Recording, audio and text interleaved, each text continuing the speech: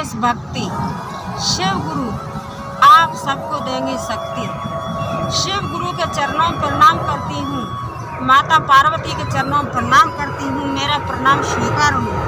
साहेब भैया के चरणों में प्रणाम करती हूँ, नीलम दीदी के चरणों में प्रणाम करती हूँ, मेरा प्रणाम स्वीकार हो।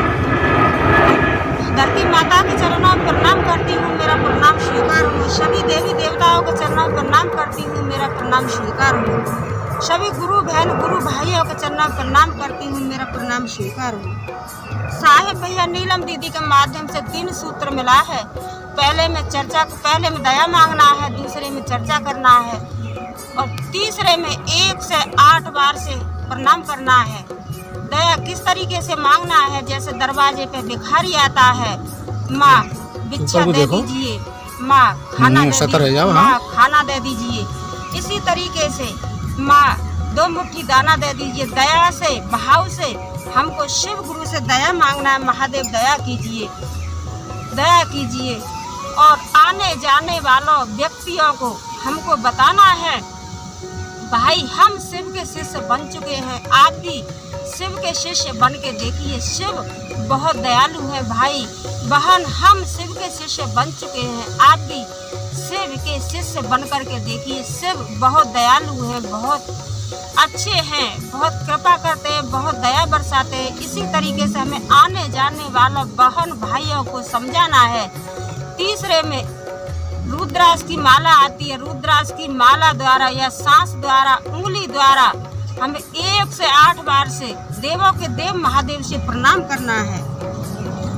आइए भक्ति भंडार में आप सबका स्वागत है। हेलो गाइज, मैं आई हूँ आज पार्क में वीडियो बनाने के लिए। मेरी वीडियो को ज़्यादा से ज़्यादा लाइक शेयर कमेंट सब्सक्राइब कीजिए। मैं आपको सुनाने जा रही हूँ एक न्यू कहानी। एक गुरु बहन थी और एक उनके पास बेटा था। एक बेटा था तो बेटा उन्होंने बहुत गरीब थी बेचारी। एक बेटा था, उनके पास कुछ भी नहीं था, तो उन्होंने दूसरे का झाड़ू पोछा बर्तन करके और अपने बेटे को पढ़ाया लिखाया, भविष्य बनाया। और अब आप नहीं खाती थी, अपने बेटे को खिलाती थी, आप नहीं पहनती थी और अपने बेटा को पहनाती थी।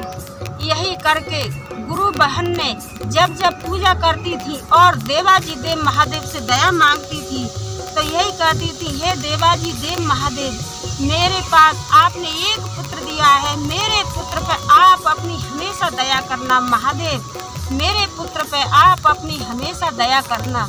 इसी तरीके से गुरु बहन थी, यही दया मांगती थी, देवों के देव महादेव मेरे पुत्र को हमेशा हमेशा आप दया करते रहना।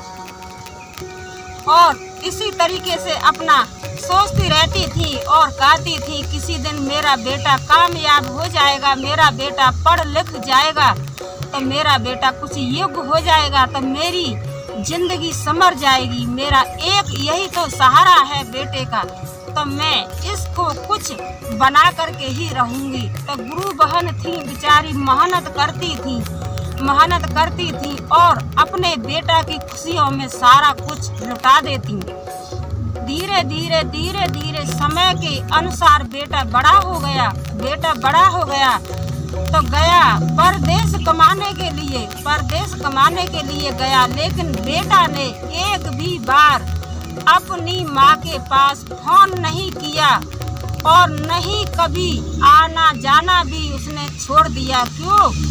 उसे अपनी माँ की याद नहीं आई। उसकी जब नौकरी लगी, उसको जॉब मिल गया तो अपनी माँ को भी भूल गया और जिस तरीके से माँ ने उसको पालन पोषण किया वो सारा कुछ भूल गया। क्यों? कि पैसा कमाने लगा।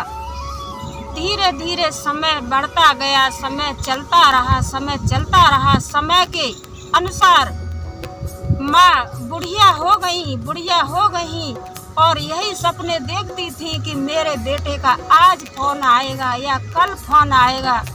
इसी तरीके से अपना मेहनत करती थी और यही सब सोचती थी। बेटे ने क्या किया कि वही अपनी पसंद से शादी कर ली, अपनी पसंद से शादी कर ली। तो कुछ दिन बाद बेटा अपनी बहू को लेकर के घर आया। घर आया तो गुरु बहन थी, वो गुस्सा भी थी और खुश भी थी। तो एक दिन अपने बेटा से कहने लगी कि बेटा आपने तो मेरे सारे अनुमानों पे पानी फेर दिया।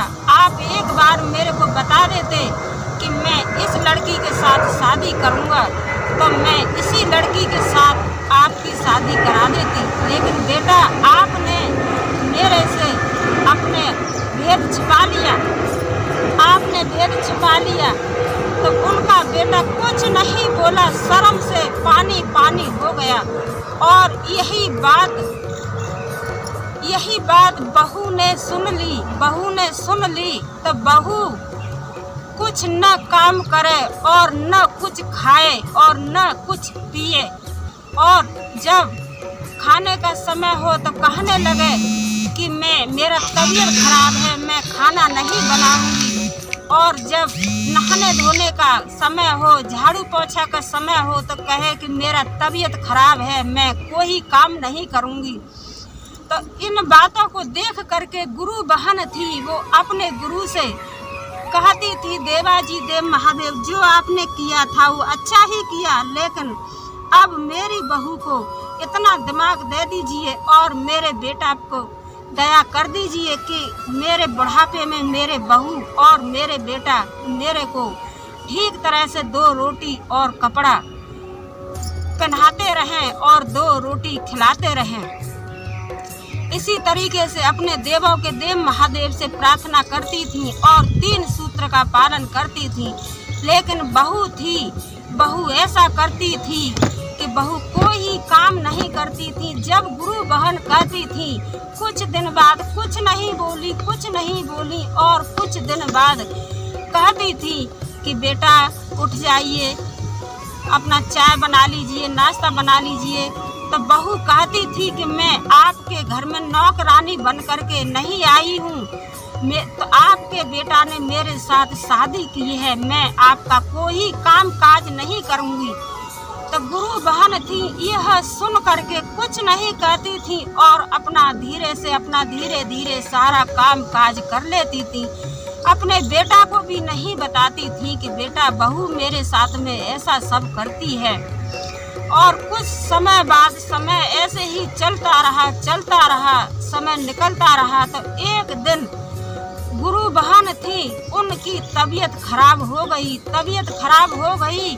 तो गुरु बहन का बेटा था, वो अपनी पत्नी से कहने लगा कि आज मेरी माँ की तबीयत खराब है और मेरी माँ को दवाइयाँ खानी है, तो मेरी माँ को नाश्ता चाय बना के दे दीजिए, क्योंकि मेरी माँ की तबीयत खराब है और मेरी माँ को दवाइयाँ खानी है। तो बहू कहने लगी कि ये सब मैं कुछ नहीं करूँगी, मैं आपके साथ काम करने के लिए नहीं आई हूँ। आपने मेरे से प्यार किया है और लव मैरिज शादी की है, मैं इतना सब कुछ नहीं कर सकती हूँ और ना ही कुछ सुन सकती हूँ। इतनी बात गुरु बहन ने सुनी तो गुरु बहन अपना रोने लगी और कहने लगी, हे देवों के देव महादेव, आपने तो मेरे साथ में ऐसा कर दिया कि मेरे पास एक ही पुत्र था। अपने पुत्र के लिए मैंने पूरा अपना जीवन आपकी पूजा करती रही और आपसे दया भी मांगती रही और मेहनत करके अपने बेटे का भी पालन किया और मैंने अपना भी पालन किया, लेकिन लास्ट में मेरे साथ में ये सब क्या हो रहा है। तो बहू सास के लिए, गुरु बहन के लिए कभी भी एक घूंट चाय या एक घूंट पानी नहीं देती थी और कहती थी, बुढ़िया तेरा तबीयत खराब नहीं है, तू मेरे से काम कराना चाहती है, बुढ़िया मेरा तबीयत खराब नहीं है। और गुरु बहन के बेटे से कहने लगी कि आप अपनी माँ के पास रहो, मैं अपने घर चली जाती हूँ। यही कहा करके और जो लड़की थी वो चली गई अपने मायके और गुरु बहन रोती रह गई। हर हर महादेव, घर घर महादेव। ओम नमः शिवाय। हेलो गाइज, मेरी वीडियो को लाइक शेयर कमेंट सब्सक्राइब जरूर कीजिए, क्योंकि मैं आज पहली बार आपके लिए पार्क में आई हूँ वीडियो बनाने के लिए। ज़्यादा से ज़्यादा लाइक शेयर कमेंट सब्सक्राइब कीजिए। हर हर महादेव, घर घर महादेव।